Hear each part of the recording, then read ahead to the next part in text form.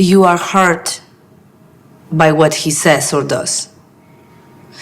If you are not hurt, he has no power. You're not what they say you are. You have to know who you are. If you are short, why should that make you feel bad? Who said that short? It's a defect, or is it I don't know, is it an illness? Is it what's short? Short is just short. If I start insulting you in another language, you feel nothing. They don't mean anything to you because it's you who puts the meaning to it. Me, I know what it means, but it doesn't matter how hard I scream them to you. You might start laughing.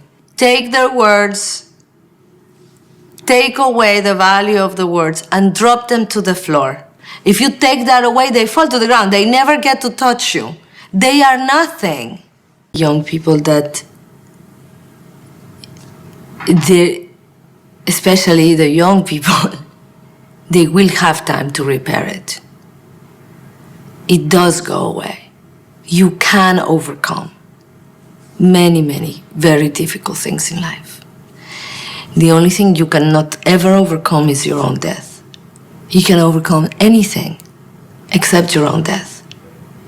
Anything else will pass. And when you're in the middle of it, it sometimes seems like it won't pass, like your life is over. Every single one of those of us have gone through that.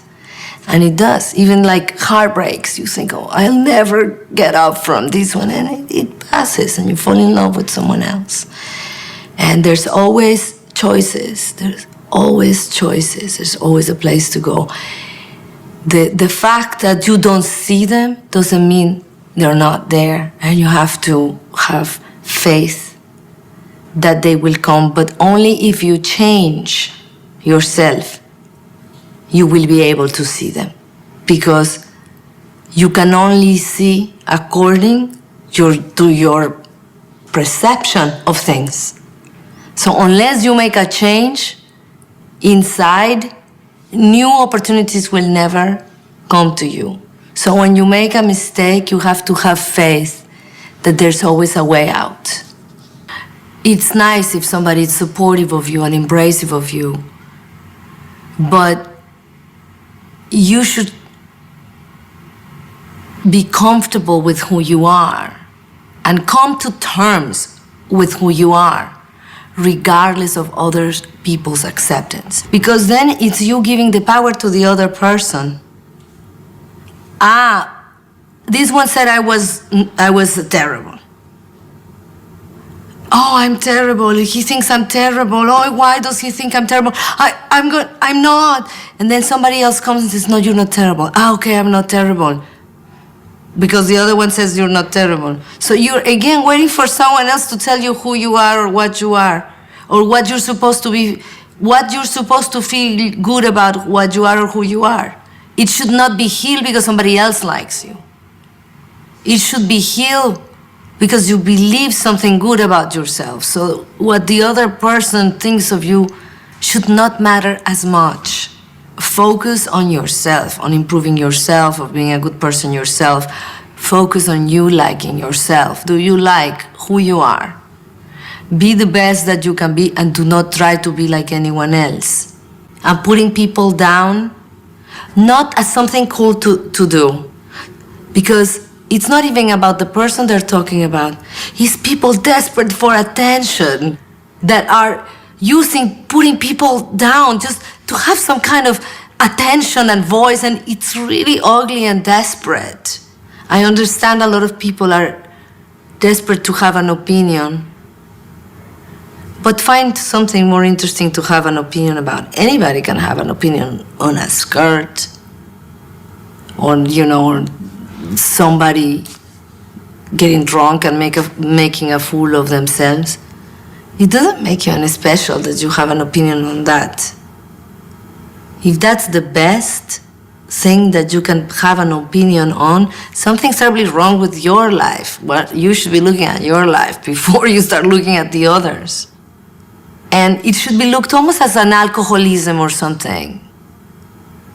You have to go, you have to look, you have to say something mean. There's something terribly wrong with this picture. And because everybody's doing it, you think it's okay. It's not. It's corrupting your brain.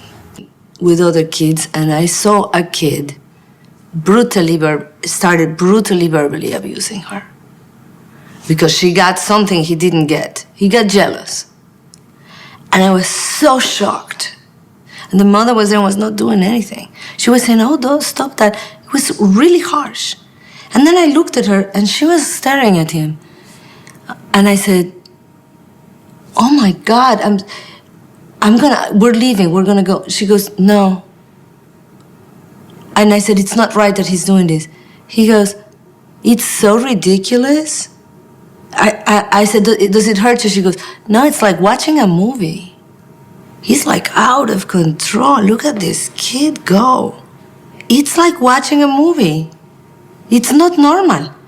But she didn't take offense. She didn't take offense. It didn't hurt her. She did not let it hurt because she understood there was something wrong with the kid. Positive side on other people, it will come back to you because that's how you're looking at things and doors are opening everywhere. If all you can see is the flaw, the fault, how bad things are, how this person this, how this person, that's all that there is space for in your life. This is the only thing that you will have in your life because negativity, it's also contagious. And I think it's a great experiment to do.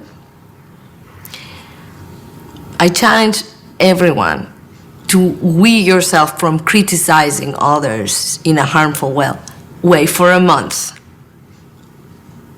You cannot say anything bad about anyone else. You will see how difficult it is. And if you accomplish it, see if there's a change in your life. It could be an interesting experiment that you can do today. If you see something that is wrong, that you don't believe in, have the courage to stand up and say something and help the person. Don't wait until somebody else finished abusing that person to say, oh, don't worry, you're okay, they're wrong. No, have some courage. Get up, go get somebody, get other people, get help, gang up together, defend as a group. And if you are afraid, then go get somebody. I understand it could be frightening. And if you couldn't, if there's nothing you couldn't do, or even if you did, of course, after, try to be supportive to that person. Don't be a bystander. People who are being bullied, I really pity the ones that bully. They are the ones that are seriously messed up.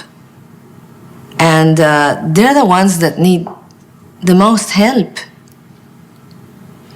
The self-hatred that they must feel for themselves in order to have to viciously have to go put someone else down. And for the person that's being bullied, they have to understand this. It doesn't come from superiority.